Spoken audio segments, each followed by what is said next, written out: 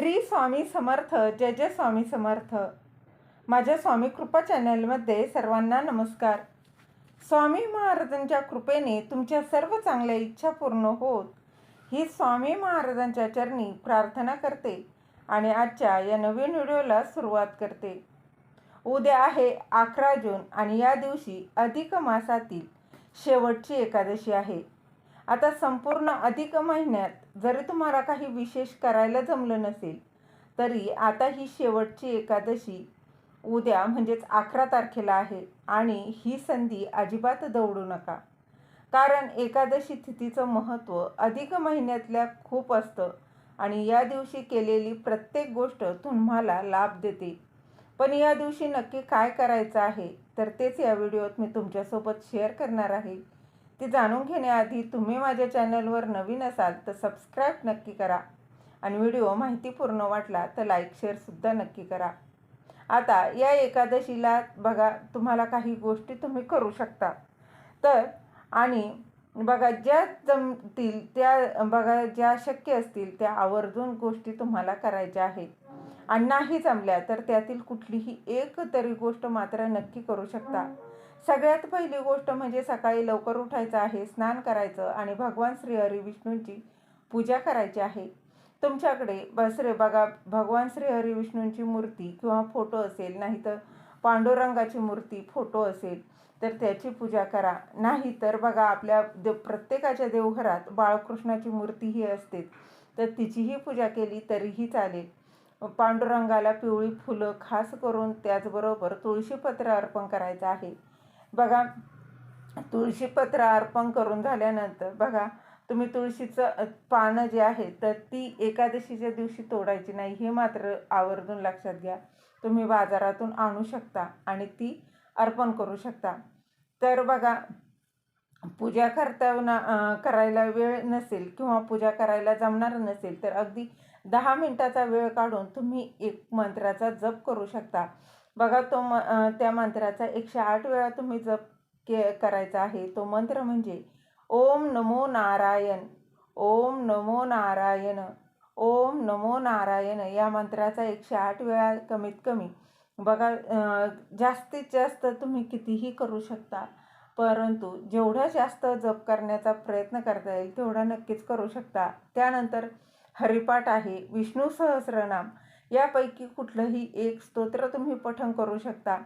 हरिपाठ म्हणायला गेलं तर खूप सोपं आहे, कोणीही म्हणू शकतं असा हरिपाठ आहे. त्यामुळे जर तुम्हाला विष्णू सहस्र जर नाम येत नसेल तर तुम्ही हरिपाठ नक्कीच म्हणा. त्याचबरोबर आता भगवद्गीतेचा 15वा अध्यायाचं पठण या अधिक महिन्यात करायला सांगितलं जातं.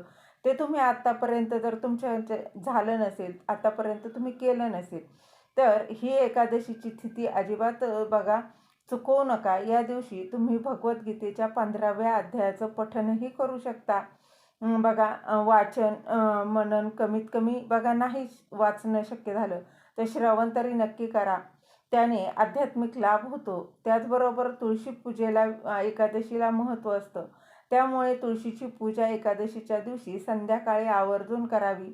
बघा तुळशीला स्पर्श करू नये परंतु पूजा आवर्जून करायची आहे. पुढची जी गोष्ट आहे ती म्हणजे तुमच्या ऐपतीप्रमाणे यथाशक्ती गरजूंना अन्नदान किंवा वस्त्रदान किंवा बघा जे काही तुम्हाला शक्य असेल ते दान करायचं आहे.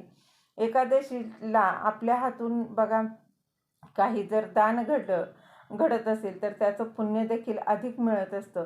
एकादशीचा उपवास तर बघा सगळेच जण करतात. आता तुम्हालाही असेल तर बघा तुम्हाला पेलवेल तसा उपवास तुम्हाला करायचा आहे. अधिक महिन्यात जी पण कुठली छोटी छोटी साधना उपासना आपण करतो त्याचं पुण्यफळ अधिक पटीनं मिळतं.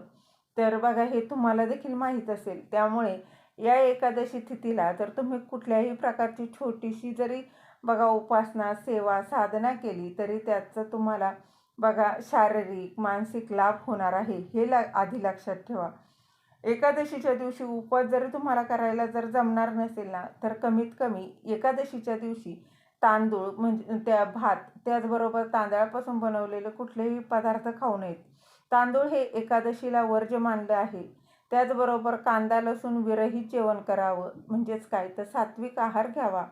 एकादशीच्या दिवशी घरात राग, वादविवाद, भांडणं, कटकटी, एकमेकांना शिव्याशाप देणं या गोष्टी होणार नाहीत याचं आवर्जून काळजी घ्यायची आहे. बघा त्याचबरोबर निंदा, कोणाची बघा चुगली एकादशीच्या दिवशी करत बसू नका. कुणाची बघा व्यसनापासून दूर राहायचं आहे. त्याचबरोबर एकादशी ही तिथी जी आहे तर ती आपली आध्यात्मिक प्रगती करणारी तिथी आहे आणि म्हणून या तिथीचा लाभ घ्यायचा आहे.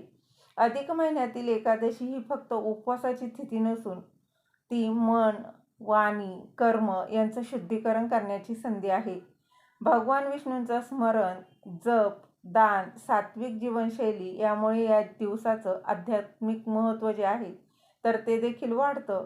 त्याचबरोबर श्रद्धा, भक्ती आणि संयमानं केलेली एकादशी जीवनात सकारात्मकता, मनःशांती आणि ईश्वरावरील विश्वास जो आहे तर तो दृढ होण्यास नक्कीच मदत होत असते. तर उद्या आहे 11 तारीख आणि 11 तारखेला जी एकादशी आहे ती अत्यंत महत्त्वाची अधिक महिन्यातील शेवटची एकादशी आहे. तर बघा या दिवशी जी काही तुम्ही सेवा कराल, उपासना कराल तर त्याचं फळ हे अधिक मिळणार आहे. म्हणून बघा भगवान विष्णू आणि माता लक्ष्मीची पूजा करण्याचं महत्त्व आहे. आता भगवान विष्णूंची पूजा तर आपण करणारच आहोत, पण त्याबरोबरीनं बघा आपल्याला माता लक्ष्मीची सुद्धा त्याचबरोबर पूजा करायची आहे, जेणेकरून तुमच्या आयुष्यातील आर्थिक अडचणी दूर होतील.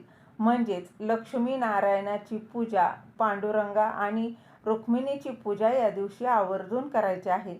तर अधिक महिन्याचे आता बघा शेवटचे 5 दिवस राहिलेले आहेत आणि हे शेवटचे 5 दिवस खूप महत्त्वाचे आहे.